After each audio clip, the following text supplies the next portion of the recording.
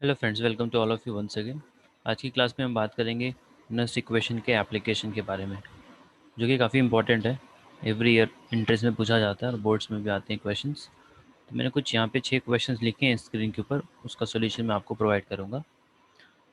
तो पहला क्वेश्चन है, write the cell representation for the following redox reaction. तो सेल रिप्रेजेंटेशन करने का जो तरीका होता है वो कुछ इस प्रकार होता है। एक होता है लेफ्ट हैंड साइड, फिर डबल वर्टिकल लाइन होता है, फिर राइट हैंड साइड होता है। अब लेफ्ट हैंड साइड वाला जो होता है उसके ऊपर ऑक्सीडेशन होता है इलेक्ट्रोड के ऊपर। जो राइट हैंड साइड होता है उसके ऊपर रिडक्शन होता है। ये हम लोगों ने थियरी की क्लास में पढ़ा है। और जो इलेक्ट्रोड होता है, दैट इज़ अ मेटल, वो अपने आयन के कांटेक्ट में होता है और वो लोगों को एक सिंगल लाइन के थ्रू सेपरेट किया जाता है। मतलब दो डिफरेंट फेज होगा, दैट इज़ सॉलिड और एक्वियस मान लीजिए, तो उसको सिंगल वर्टिकल लाइन के थ्रू सेपरेट करते हैं। तो इस इक्वेशन के ऊपर आ जाते हैं, जहाँ पे एस एन जो है +2 से कन्वर्ट हो रहा है +4 में। Sn is getting converted from +2 to +4 and Ag जो है वो +1 से 0 में कन्वर्ट हो रहा है। मतलब इसका हो रहा है रिडक्शन और ऊपर वाले का हो रहा है इसका ऑक्सीडेशन। तो अब ऑक्सीडेशन वाला पता चल चुका है, रिडक्शन वाला पता चल चुका है। अब लेकिन जो टीन है Sn, यहाँ पे इलेक्ट्रोड नहीं दिया है, तो हम लोग यहाँ पे कोई इनर्ट इलेक्ट्रोड ले लेंगे, जैसे कि प्लाटिनम। तो जो प्लाटिनम इलेक्ट्रोड होगा, that will be the solid.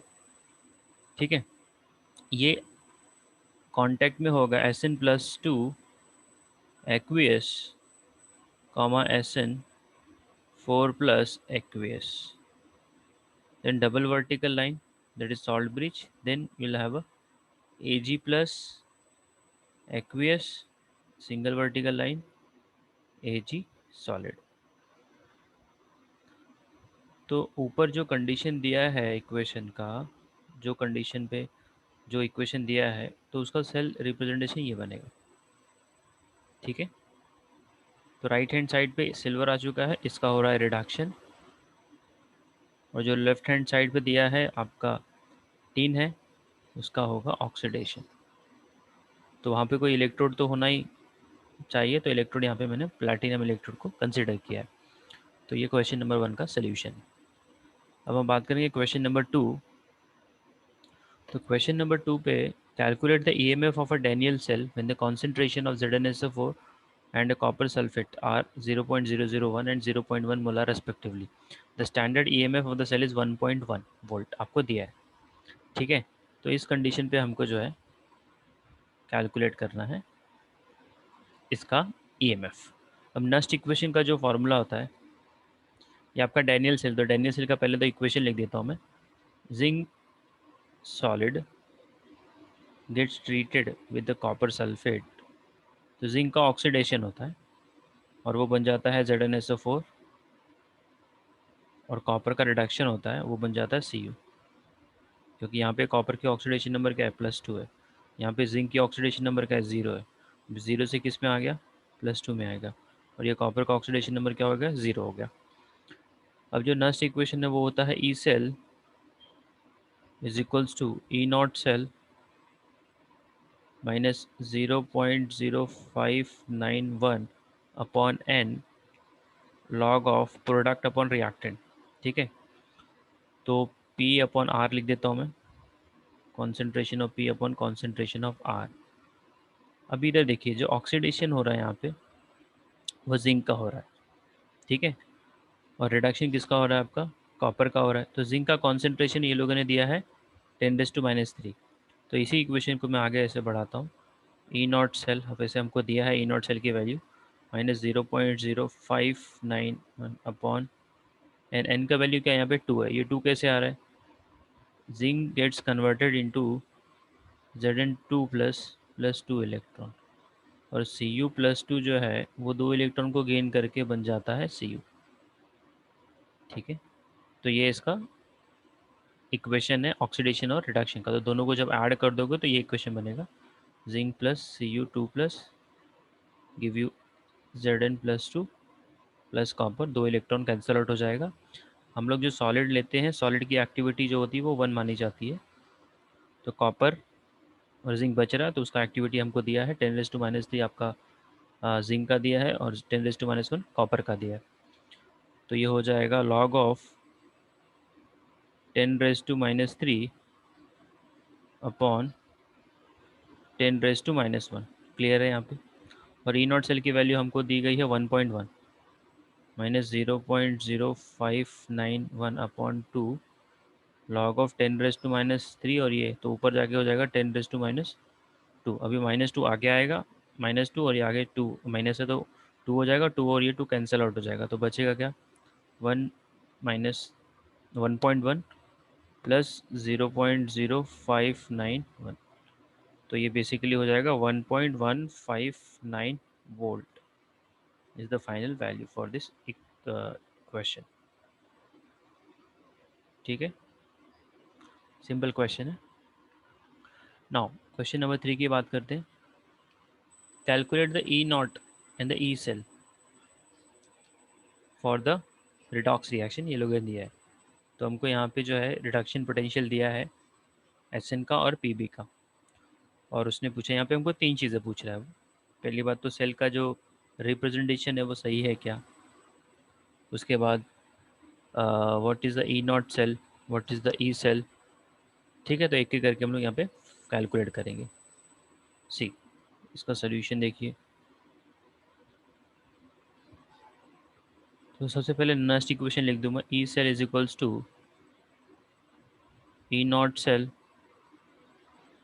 Minus 0.0591 upon N log of P upon R. ठीक है। अच्छा, अब जो ऑक्सीडेशन जाने वाला है उसका कॉन्सेंट्रेशन अपॉन रिडक्शन वाले का वो भी आप लिख सकते हो। तो ई नॉट सेल का फॉर्मूला आप लोगों को पता होगा। ई नॉट सेल बराबर होता है E not cell is equals to E not O P plus E not R P. देखिए हमको जो पोटेंशियल दिया जाता है वो होता है रिडक्शन पोटेंशियल, और यहाँ पे दोनों की वैल्यू जो है वो नेगेटिव दी है। तो इसमें शॉर्टकट क्या यूज़ करना है, दोनों नेगेटिव है तो अभी एक काम करो, अभी आप यहाँ पे देखो बड़ा नंबर कौन सा है, forget about the negative sign. तो आपको पता चलेगा बड़ा नंबर आपका जो है ये 0.14 है। तो इसका होगा oxidation.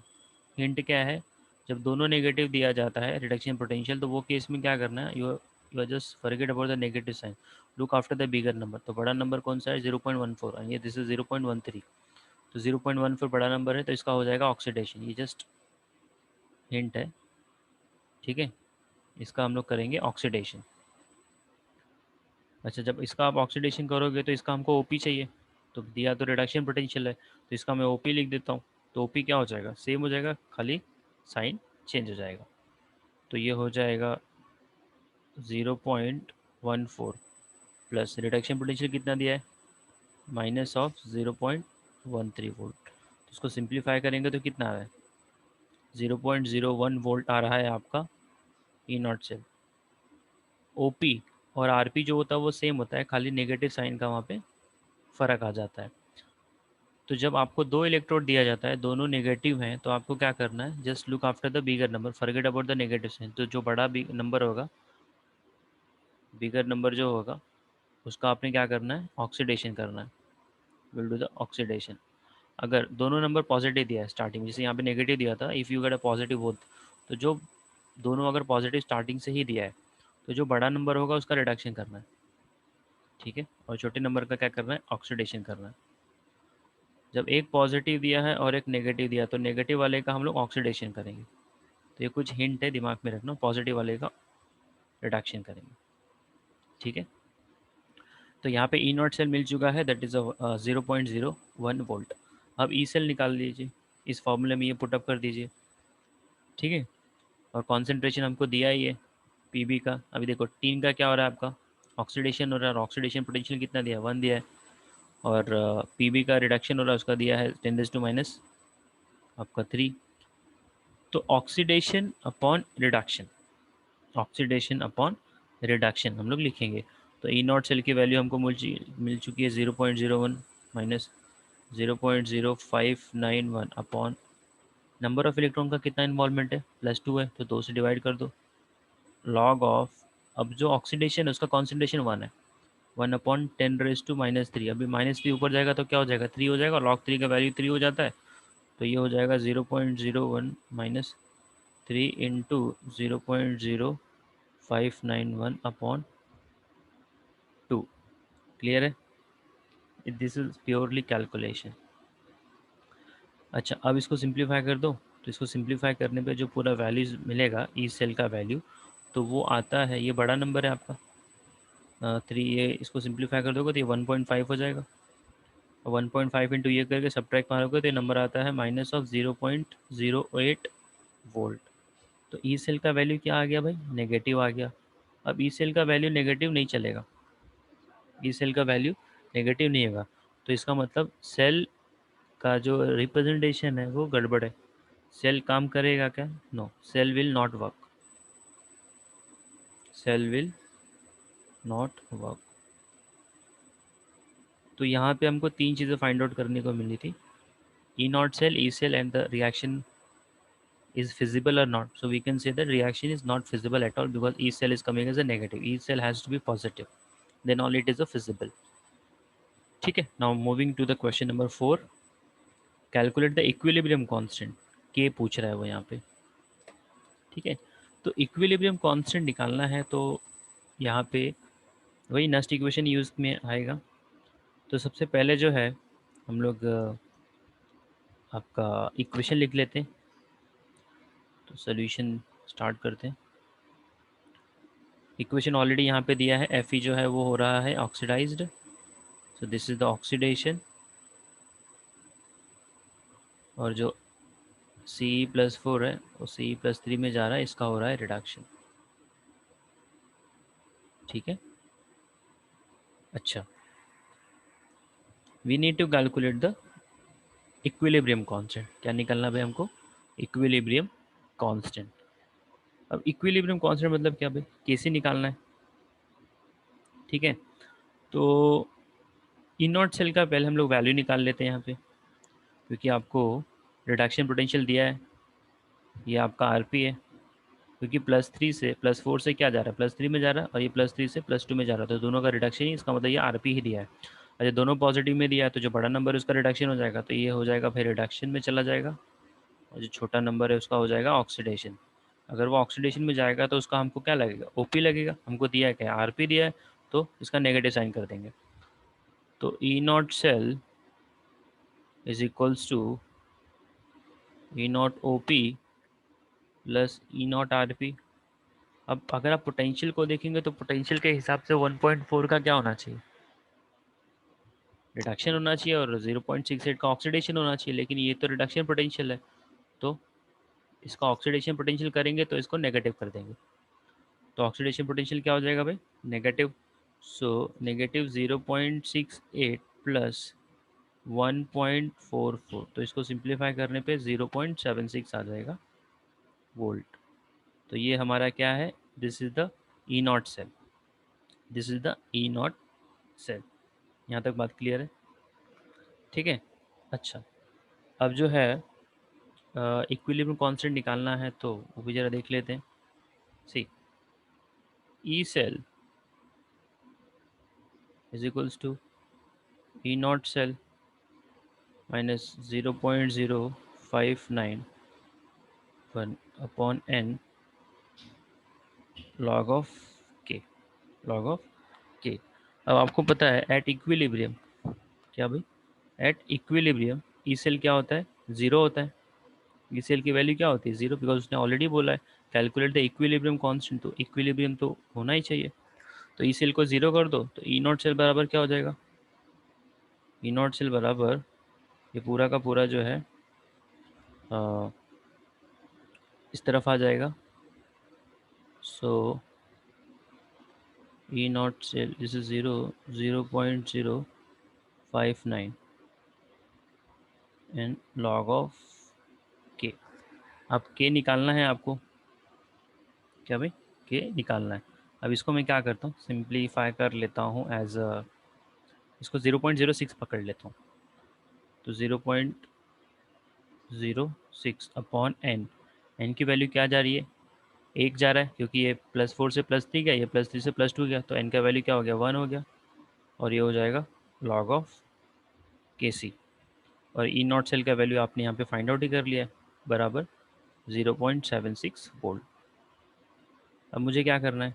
I will be just taking the log Kc को एक तरफ रखता हूँ मैं, that is equilibrium constant 0.76 divide by 0.06।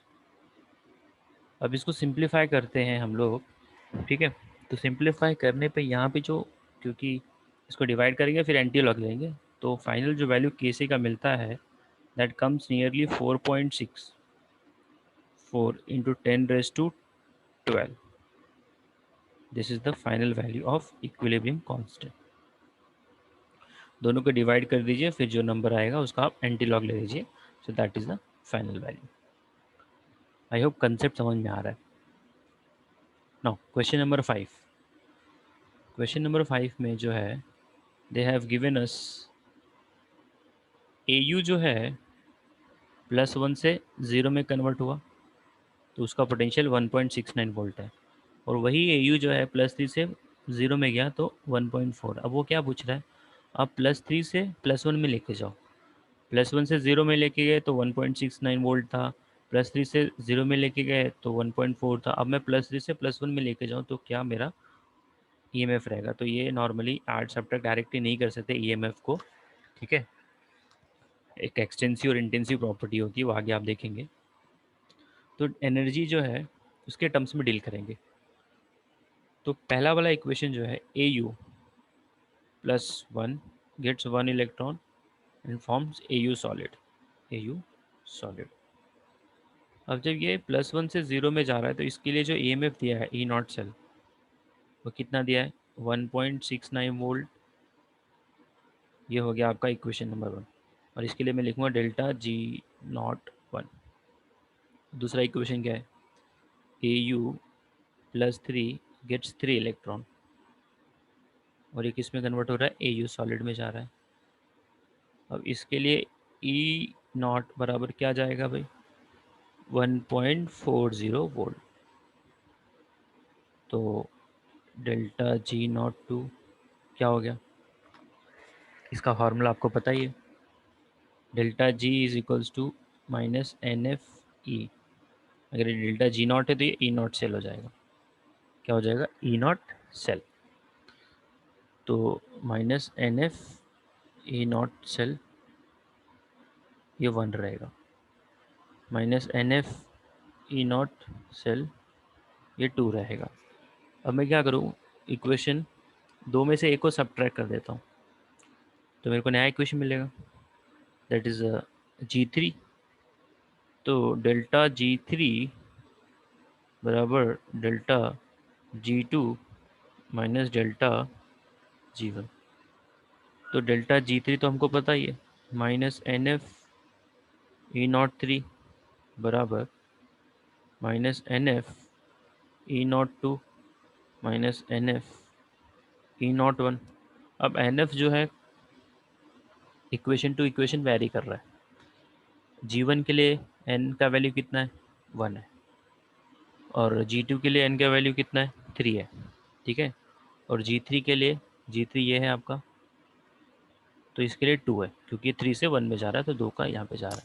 तो N का वैल्यू यहाँ पे क्या हो जाएगा? 2। अब F तो कॉमन है तो F को हटा दो, इंटू E03 बराबर माइनस E2 के लिए कितना था? E2 के लिए ये इक्वेशन देखिए, नंबर ऑफ इलेक्ट्रॉन कितना है यहाँ पे? ये इसको E1 मान लेते हैं, इसको E2 मान लेते हैं। नंबर ऑफ इलेक्ट्रॉन 3 है, 3 इंटू, और E2 का वैल्यू कितना दिया? 1.40 वोल्ट, माइनस E1 में कितना जा रहा है नंबर ऑफ इलेक्ट्रॉन?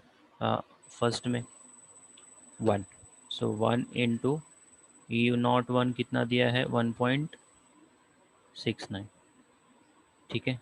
अब ये E03, अभी नेगेटिव साइन को पूरा का पूरा ले लो बाहर, ये क्या हो जाएगा? 3 इंटू 1.4 प्लस 1.69 डिवाइड बाय 2, तो इसको सिंप्लीफाई करने पे मिलेगा 1.255 वोल्ट। तो जब आप +1 से 0 में गए तो आपका जो ऑक्सीडेशन पोटेंशियल था, रिडक्शन पोटेंशियल 1.69 था। जब +3 से 0 में गए तो रिडक्शन पोटेंशियल 1.4 था। तो जब आप +3 से +1 में जाएंगे तो उसका जो भी रिडक्शन पोटेंशियल आएगा वो होगा 1.255 वोल्ट। ठीक है, बात समझ में आ रही है? ये बड़ा फेवरेट क्वेश्चन है एंट्रेंस के पॉइंट ऑफ व्यू। ओके, ये लैटिमर डायग्राम इसको बोलते हैं, इस तरह के क्वेश्चंस को। अच्छा, इसको ज़रा देख लेते हैं। ईएमएफ ऑफ द सेल हमको फाइंड आउट करना है। आपको स्टैंडर्ड एसआरपी दिया गया, रिडक्शन पोटेंशियल दिया है। अब वही चीज़ यहाँ पे भी आ जाती है। अब दोनों नेगेटिव दिया है तो नेगेटिव दिया तो भूल जाओ, ये बड़े नंबर पे फोकस करो, साइन को भूल जाओ, बड़े नंबर पे फोकस करो। बड़ा नंबर क्या है? 0.75। तो इसका क्या होगा? ऑक्सीडेशन होगा। क्या होगा? ऑक्सीडेशन होगा। तो इसका हमको क्या लगेगा? इसका ओपी लगेगा। दिया क्या है? एसआरपी। तो इसका हो जाएगा 0.75। ठीक है, और ये तो बराबर है। तो ई नॉट सेल क्या हो गया? Is equals to E not O P plus E not R P. तो ओ पी क्या हो गया भाई? 0.75 प्लस -0.45। क्लियर है ये? तो आएगा इसका value 0.30 volt. So this is the E not cell. Now E cell is equals to E not cell -0.0591 upon n log of product upon reactant, product upon reactant. अच्छा, अभी इसमें ज़रा इलेक्ट्रॉन का झोल है। ऑक्सीडेशन में क्या हुआ? 3 इलेक्ट्रॉन निकला और रिडक्शन में 2 इलेक्ट्रॉन गया। तो चार्ज कंजर्व नहीं है। बात समझ में आ रही है? तो मैं चार्ज को ज़रा कंजर्व करने के लिए इक्वेशन लिखता हूँ। एट एनोड क्या होगा? ऑक्सीडेशन होगा। तो एनोड पे कौन है? क्रोमियम है। तो क्रोमियम जो है, एक क्रोमियम जो है वो +3 में कन्वर्ट हो रहा है, तो वो 3 इलेक्ट्रॉन दे रहा है। अच्छा, एट कैथोड क्या होगा? कैथोड पे आपको जो है Fe दिया है, तो Fe मतलब 2 इलेक्ट्रॉन वो गेन कर रहा है और वो बन रहा है Fe। तो अब ये कुछ हजम होने वाली बात नहीं है कि ऑक्सीडेशन में 3 इलेक्ट्रॉन निकला और क्रोमियम रिडक्शन में 2 इलेक्ट्रॉन मिला। तो मैं इसमें 2 से मल्टीप्लाई कर दूंगा ऊपर वाले में, ऑक्सीडेशन वाले में, और रिडक्शन में मैं 3 से मल्टीप्लाई कर दूंगा, तो चार्ज कंजर्व हो गया। तो जो नेट इक्वेशन मिलेगा, ओवरऑल इक्वेशन और reaction, I can say that overall reaction हो जाएगा 2Cr plus 3Fe give you 2Cr plus 3 plus 3Fe। ठीक है, ये इक्वेशन है। बात समझ में आ रही है? यहाँ पे जो है कोएफिशिएंट भी बड़ा इंपॉर्टेंट रोल प्ले कर लेता है। अब जो प्रोडक्ट है वो Cr है, तो Cr का कॉन्सेंट्रेशन दिया गया है, हाँ, 10⁻⁻1 है, तो वो पावर में क्या चला जाएगा? 2 चला जाएगा। बात समझ में आ रही है? तो ये इक्वेशन को मैं आगे बढ़ाता हूँ। 0.30 minus 0.059 upon 6 log of product में क्या है आपका? क्रोमियम है। क्रोमियम की कॉन्सेंट्रेशन दी गई है 10⁻⁻1 और Fe की कॉन्सेंट्रेशन दी गई है 10⁻²। बात समझ में आ रही है? तो 10⁻⁻1 पावर 2 अपॉन 10⁻⁻2 पावर क्या हो जाएगा? Fe के 3 हो जाएगा। यहाँ तक आई होप सबको समझ में आ रहा है। अब ये इक्वेशन को मैं नीचे लिखता हूँ। Same equation I will be writing here, see. अब इसको सिंप्लीफाई करना है। कंसेप्ट तो आई होप समझ में आ ही चुका है। तो E not cell, E cell is equals to 0.30 minus 0.06 पकड़ लेते हैं और इसको 6। ठीक है, अब ऊपर वाला क्या हो जाएगा? 10⁻⁻2 और ये क्या हो जाएगा? 10⁻⁻6। ठीक है, तो अब इसको पूरा का पूरा सिंप्लीफाई करेंगे। 10⁻⁻2 अपॉन 10⁻⁻6 लॉग ऑफ, तो पूरा का पूरा सिंप्लीफाई करने पे जो ई सेल की वैल्यू आती है दैट कम्स रफली ये हो जाएगा 10⁻⁻⁴ बराबर है। अब आगे जाएंगे तो 4 से मल्टीप्लाई करेंगे इसको। चलो इसको सिंप्लीफाई कर देता हूँ। 0.30 -4 इंटू 0.06 डिवाइड बाई 6। सही बात है। यस। सो दैट्स रफली कम्स एज हाउ मच? 0.04। तो इसको जो है ये 0.01, इसको मल्टीप्लाई कर दीजिए। 0.30 माइनस 0.0 आपका आ जाएगा 4। तो सब्ट्रैक्ट करने पे मिलेगा 0.26 volt. So this is the final answer. I hope everyone is getting this concept. तो मैंने कुछ 6 एप्लीकेशन इसमें कवर अप किए हैं। I hope everyone is getting this concept. So I'll stop it here. Thank you to all of you.